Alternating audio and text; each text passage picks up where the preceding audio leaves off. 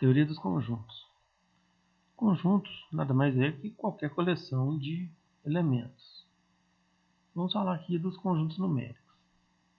Bom, conjuntos numéricos, nós temos o primeiro conjunto dos números naturais, somente números positivos. E o conjunto dos números inteiros, que são os números negativos e positivos. E os números racionais, que é escrito na forma A sobre B, onde A pertence ao conjunto dos números inteiros e B pertence ao conjunto dos números inteiros, com exceção do zero. Exemplos são dízimas periódicas, os números inteiros e decimais finitos. Na verdade, o conjunto dos números racionais ele engloba os dois conjuntos anteriores, que são os números naturais e os números inteiros. Depois nós temos o conjunto dos números irracionais, que já são números com infinitas casas decimais e não periódicos. Nós temos como exemplos o valor de π, a raiz de 2, que não é exata, a raiz de 5, 3 e por aí vai. Então esse é o conjunto dos números irracionais. Uma dica que eu falo nesse momento aqui é com operações que acontecem com números racionais e irracionais. Se considerarmos números racionais não nulos, ou seja, não sendo zero, com números irracionais, tanto na soma, na multiplicação e na divisão, sempre o resultado será números irracionais. Por outro lado, se eu trabalhar com dois números irracionais, na soma, na multiplicação e na divisão, nós poderemos ter tanto números racionais quanto irracionais. Por exemplo, no caso de uma soma, se eu somar raiz de 5 com raiz de 3, ambos os números são números irracionais. Se eu somar os dois, eu vou ter um outro número irracional. Se eu multiplicar raiz de 2 vezes raiz de 3, eu tenho que raiz de 6, que também é um número irracional. Agora, raiz de 2 vezes raiz de 8, eu vou ter raiz de 16, que é igual a 4, um número que? Racional. E se eu subtrair raiz de 5 menos raiz de 5, eu tenho 0, que é também um número racional. Então fique atento às operações que envolvam números racionais e irracionais. O conjunto dos números reais é o conjunto que engloba todos esses que nós falamos. Os números racionais, que engloba naturais e inteiros, e os números irracionais. Então podemos simplificar que os números reais é a união dos números racionais com os números irracionais. Podemos também apresentar através de uma reta numérica. E na reta numérica nós conseguimos perceber que nós temos números inteiros, números racionais, que são os próprios números inteiros, que faz parte, e também os números irracionais. As condições de existência do conjunto dos números reais. Duas condições são extremamente importantes para a gente analisar os elementos de um conjunto dos números reais. No conjunto dos números reais, nós não aceitamos zero no denominador. Se quiserem fazer um teste, basta escolher qualquer número e tente dividir por zero. Faça uma calculadora e a calculadora vai apresentar uma impossibilidade de cálculo. Faça um teste. Outra condição que a gente não pode aceitar é justamente tentar extrair raiz de um número negativo com um índice par. Por exemplo, a raiz quadrada de 4 é igual a 2, porque 2 vezes 2 é igual a 4. Agora, a raiz quadrada de menos 4, se a gente for utilizar o mesmo princípio, vocês podem observar que não teremos sucesso nesse cálculo. Então, toda vez que o índice for um número par, nós não iremos extrair a raiz de número negativo. Se vocês observarem aqui, menos 2 vezes menos 2, eu tenho mais 4. Eu não volto para o menos 4 que está aqui. Então, existe essa impossibilidade de cálculo. Então, essas são duas condições extremamente importantes para o conjunto dos números reais. Ok. Relação de pertinência e inclusão. Pertinência é o pertence e não pertence. Inclusão é o está contido e não está contido. Como que a gente diferencia a utilização? Pertinência, nós trabalhamos o elemento. Inclusão, nós trabalhamos conjunto ou subconjuntos. Por exemplo, eu tenho aqui dois conjuntos. Se eu trabalho os elementos, o elemento 1 pertence ao conjunto A. Agora, se vocês observarem, o conjunto B ele está contido no conjunto A.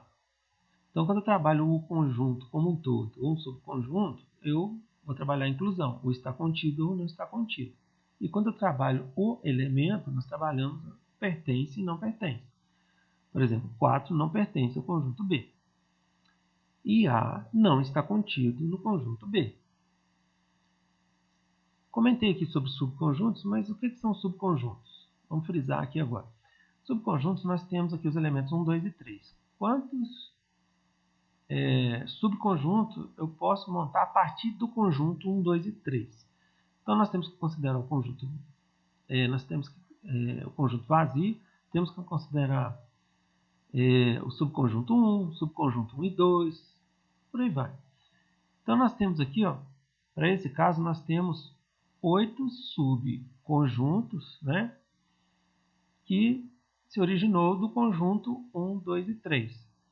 Para eu saber a quantidade, não precisa de ficar demonstrando um por um, não. Nós temos uma base de cálculo que é 2 elevado a n. Quem que é n? A quantidade de elementos que o conjunto tem. Como nesse exemplo são 3 elementos, então eu tenho 2 elevado a 3, que é igual a 8. Operações. Eu tenho o conjunto A e o B, e vamos partir para a operação que a gente chama de união. União nada mais é que juntar os elementos do conjunto A e com os elementos do conjunto B, para esse caso. Então, X pertence ao conjunto universo, né? O que é o universo? É o conjunto que contém todos os elementos da situação em que estamos analisando. Observem bem que, na união, utilizamos o ou. Alguns problemas, quando menciona ou, envolvendo conjuntos, é porque estamos trabalhando com a união entre conjuntos. Então, se eu fizer a união entre o conjunto A e B, nós temos o conjunto 1, 2, 3, 4. Interseção. Interseção, nós utilizamos o e, ou seja, o elemento tem que estar tanto no primeiro conjunto quanto no segundo. Para esse caso aqui, nós temos um conjunto unitário, que é o elemento 3. É o único elemento que é comum entre A e B. Então, isso é a interseção. Nós temos também a diferença entre conjuntos. O que é a diferença? Por exemplo, A menos B. Vamos pensar, quais os elementos que estão no conjunto A e não estão no B? Os elementos que estão no conjunto A e não no B é os elementos 1 e 2. Mas se fosse o contrário, B menos A, aí quais os elementos de B que não estão presentes em A? É justamente o 4. Então, se fosse o inverso, B menos A, eu teria como resposta 4. Diagrama. Diagrama é uma forma muito comum de a gente expressar toda essa base de cálculo que nós fizemos. Por exemplo, vamos trabalhar com esse diagrama com tudo que a gente comentou até agora, com relação àqueles dois conjuntos A e B. Então, o 3 é a interseção. 1 e o 2 são os elementos exclusivos de A, porque o conjunto A é 1, 2 e 3, mas os exclusivos de A são os elementos 1 e 2. E o elemento exclusivo em B, que é só o 4. Mas o conjunto 4 ele é formado por 3 e 4. Ok, complementar. O que é complementar? Vamos imaginar esses dois conjuntos aqui. Se eu pensar quais os elementos, né, para eu complementar o B com relação ao conjunto A. É só observar quais os elementos que o A possui que o B não possui. Então, complementar nada mais é que a diferença entre conjuntos. Porque para eu complementar o B, eu preciso utilizar os elementos que não é comum em B, que esses são exclusivos de A, ou seja, o 1 e o 2. Então, praticamos aqui o quê? A mesma diferença entre conjuntos, que foi o que a gente já fez. Então, o complementar, nesse caso aqui, nós fizemos o complementar de B em relação a A. Uma dica que eu passo é o seguinte, ó, sempre o conjunto que está na parte inferior menos o que está na parte superior. Então, aqui, A menos B. Então, 1 e 2. Se fosse o contrário, faríamos o quê? B menos A. Se fosse o B na parte inferior e o A na parte superior, teríamos o quê? B menos A. Sempre o da parte inferior menos o que está na parte superior. Para evitar erro em cálculos que exijam o complementar. As propriedades do complementar. Bom, o complementar do conjunto vazio é o conjunto universo. O que complementa um conjunto que não tem elementos? É o conjunto que tem todos os elementos. E ao contrário, qual que é o complementar do conjunto universo? Se o conjunto universo entendemos que são todos os elementos, o que complementa ele? O complementar dele tem que ser igual ao conjunto vazio, porque ele tem todos os elementos. Quando eu falo a união de um conjunto com o seu complementar, observe que o complementar é sempre os elementos que o conjunto não tem. Então, se eu unir A com os elementos que ele não tem, ele vai se transformar no próprio conjunto universo. Agora, quando eu faço a interseção entre dois conjuntos, um conjunto com o seu complementar, vai ser o quê? O conjunto vazio. Por que vazio? O complementar de um conjunto é aqueles valores que ele não tem. Então, não vai existir aqui elementos comuns aos dois. Quando eu tenho o complementar de um conjunto e depois o complementar desse resultado, é o próprio conjunto. Agora vamos para a parte de cálculos, que é o que é muito comum. Esses exercícios, eu vou utilizar aqui dois exemplos. Os exemplos que nós iremos trabalhar são exemplos muito comuns que são exigidos aí no próprio Enem, em vestibulares e também, às vezes, em concursos. Então, vamos lá. Aqui eu tenho 25 consumidores que utilizam o produto A, 15 consumidores que utilizam o produto B e 10 consumidores que utilizam os produtos A e B. Observe o E aqui. Ó. O E significa o quê? Interseção. E 5 não utilizam nenhum dos produtos. Ok, vamos montar o nosso diagrama aqui. Ó. Então, vou lançar minha interseção. Bom, se o A tem... se o produto A nós temos 25 consumidores, então, mais desses 25, eles já estão presentes aqui na minha interseção, que é 10. Da mesma forma, os 15 que estão utilizando o produto B. Então, é por isso que nós temos que fazer a diferença, por exemplo, o A, que é 25 menos 10, e o B, que é 15, 15 menos 10. Porque esses 10, senão o que acontece? Se eu não fizer essa subtração da interseção, eu vou contabilizar os mesmos consumidores mais de uma vez.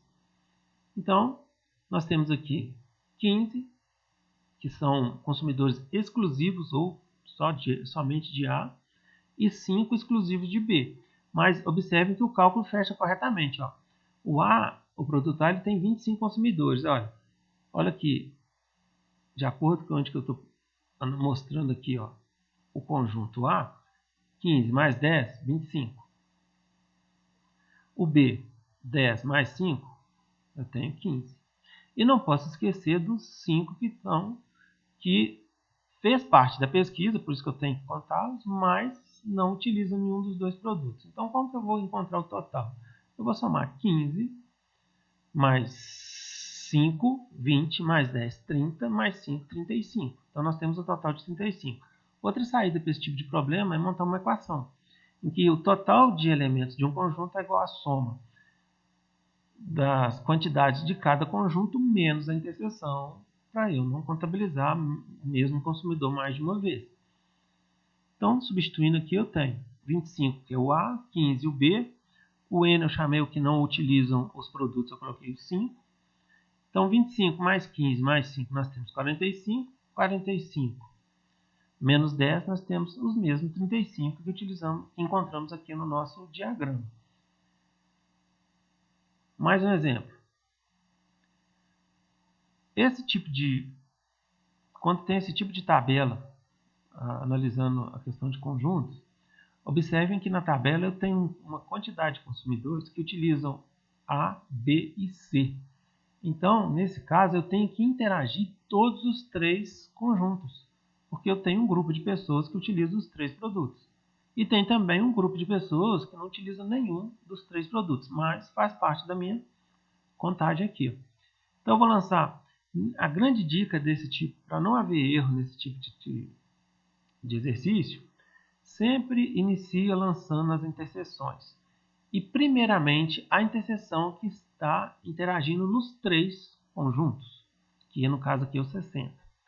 Agora vamos lá. E qualquer valor que eu venha lançar, eu tenho que subtrair desse 60 para eu não contabilizar esse consumidor novamente. Então, por exemplo, B e C é 80. Então, 80 vai estar aqui. Só que 80 menos 60 eu tenho 20. Agora eu tenho A e C 90. A e C está aqui, ó, 90 menos 60, eu tenho 30. E A e B 70. 70 vai estar aqui, ó, mas 70 menos os 60. Então eu tenho 10. Ok. Agora eu vou partir para o valor aqui, total de A, 150. Mas olha a circunferência onde que eu tenho A. Eu já tenho 10, 60 e 30. Então 60 mais 30 mais 10, eu já tenho 100. Se o A é 150, então eu preciso de mais 50 para fechar. Ou seja, eu tenho 50 consumidores que utilizam exclusivamente o produto A, ou apenas o produto A. Da mesma maneira, eu vou fazer aqui com o B. O B eu já tenho 60 mais 10, 70. 70 mais 20 eu tenho 90. E o B, como é 200, né? Então 200 menos o 90 aqui, nós vamos ter o quê?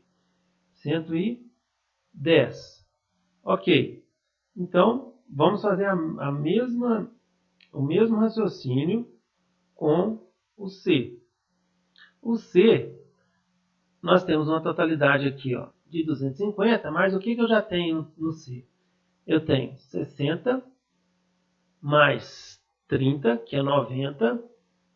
90 mais 20, eu tenho o quê? 110. Então, desse 100, eu tenho 110 aqui. Ó. Se o total de ser 250, então eu vou ter que fazer o quê? 250 menos os 110. Então, nós vamos ter o quê? 140. Ok. Como que eu vou descobrir agora o total que é comum nesse tipo de atividade, pedir o total de consumidores? Eu vou somar todos os resultados que eu tenho. 50, mais 10, mais 110, mais 60, mais 30, mais 20, mais 140 e o 180. Não pode esquecer de nenhum valor aqui. Ó. Então, fazendo o somatório, chegamos à conclusão que nós tivemos aqui, nesse caso, 600 consumidores. Então, gente, espero que tenha gostado dessa aula falando sobre conjuntos e até a próxima.